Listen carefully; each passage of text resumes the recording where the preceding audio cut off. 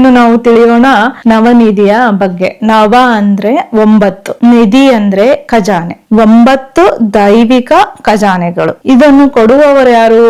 ಸಾಮಾನ್ಯವಾಗಿ ಕುಬೇರ ಮತ್ತು ಲಕ್ಷ್ಮಿ ಅಂತ ಹೇಳ್ತೇವೆ. 9 ನಿಧಿಗಳು: ಮಹಾಪದ್ಮ, ಅಪಾರ ಸಂಪತ್ತು, ದೊಡ್ಡ ಅವಕಾಶಗಳು, ದೊಡ್ಡ ಮಟ್ಟದ ಯಶಸ್ಸು ಮತ್ತು ಐಶ್ವರ್ಯ. ಇದಕ್ಕೆ ಏನಂತೇವೆ ನಾವು? ಮಹಾಪದ್ಮ.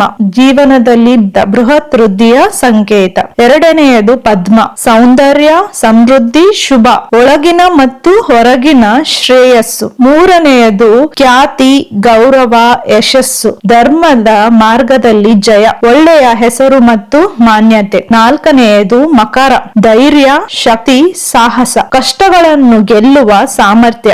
ಐದನೇದು ಕಚ್ಚಪ, ಸ್ಥಿರತೆ, ರಕ್ಷಣೆ, ಕಷ್ಟದ ಸಮಯದಲ್ಲಿ ನೆಮ್ಮದಿ, ಆರ್ಥಿಕ ಮತ್ತು ಮಾನಸಿಕ ಭದ್ರತೆ. ಆರನೇದು ಯಾವುದು ಅಂದ್ರೆ ಮುಕುಂದ, ಮೋಕ್ಷ, ಆತ್ಮಶಾಂತಿ, ಜನನ ಮತ್ತು ಮರಣ ಚಕ್ರದಿಂದ ಮುಕ್ತಿ. ಏಳನೇದು ಕುಂದ, ಪವಿತ್ರ, ಶುದ್ಧತೆ, ಮನಸ್ಸಿನ ಸ್ವಚ್ಛತೆ. ನೀಲ, ಶಾಂತಿ, ಸಮತೋಲನ, ಮನಸ್ಸಿನ ಸ್ಥೈರ್ಯ, ಒತ್ತಡವಿಲ್ಲದ ಜೀವನ. ಒಂಬತ್ತನೇದು ಕರ್ವ, ಅಡಗಿದ ಸಂಪತ್ತು, ಕಾಣದ ಅವಕಾಶಗಳು, ಹಿಡನ್ ಪೊಟೆನ್ಶಿಯಲ್ ಅಂತ ಹೇಳ್ತಿರ್ತೀವಿ. ಇದಕ್ಕೆ ಕರ್ವ ಅಂತ ಹೆಸರು. ಇವು ನಮ್ಮ ಜೀವನದ ಮೇಲೆ ಹೇಗೆ ಇವು ಪರಿಣಾಮ ಬೀರುತ್ತೆ ಅಂತಂದ್ರೆ, ಇದನ್ನ ಕೇವಲ ಭೌತಿಕವಾಗಿ ಹಣ ರೂಪದಲ್ಲಿ ನೋಡುವುದಲ್ಲ, ಮಾನಸಿಕವಾಗಿಯೂ ಶಾಂತಿ, ಧೈರ್ಯ, ಸಮತೋಲನದಿಂದ ನಾವು ಜೀವನ ನಡೆಸಬೇಕು ಎಂಬುದು ತೋರಿಸುತ್ತದೆ. ಪ್ರಮುಖ ಸಂದೇಶ ಈ ನವನಿಧಿಯಿಂದ ಏನ್ ಸಿಗುತ್ತೆ ಅಂದ್ರೆ, ನವನಿಧಿ ಎಂದರೆ ಕೇವಲ ಹಣವಲ್ಲ, ಸಂಪೂರ್ಣ ಜೀವನ